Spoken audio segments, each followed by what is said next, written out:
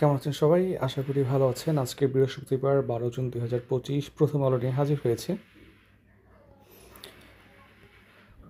আমাদের ইউটিউব চ্যানেলে আপনার ডেইলি প্রথম আলোর অ্যানালিসিস দেওয়া হচ্ছে, উইকলি সংবাদ বুলেটিন, মান্থলি কারেন্ট অ্যাফেয়ার্স সহ বাংলা, আপনার জিকে ইত্যাদি হচ্ছে পিডি প্লাস রিটেনের জন্য বিভিন্ন ধরনের ভিডিও আপ করা হচ্ছে।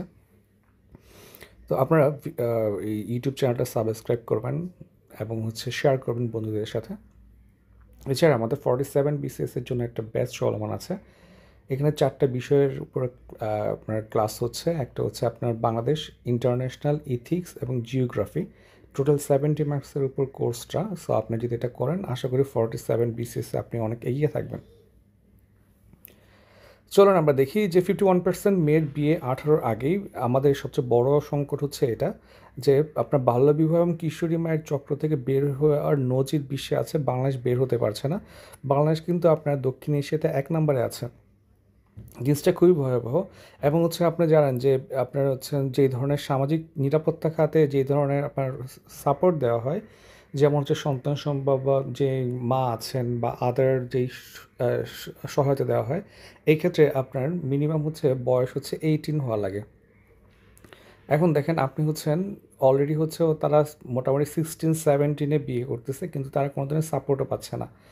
আবার এই যে আমরা আগে হচ্ছে মেয়েদেরকে দেখেন যে দেশের মোট প্রজনন হার কমে আসা একটা দীর্ঘমেয়াদী সাফল্য, এটার জন্য অনেক কাজ করা হয়েছে, অনেক ধরনের গভর্নমেন্ট স্টেপ নিয়েছে। কিন্তু দেখেন সাথে সাথে হচ্ছে প্রতি বছর আপনার 20 থেকে 22 লাখ মানুষ শ্রমবাজারে ঢোকে, কিন্তু তাদেরকে হচ্ছে আমরা কাজ দিতে পারছি না। তারা কিন্তু এটা একটা মৌলিক অধিকারের মধ্যেই পড়ে।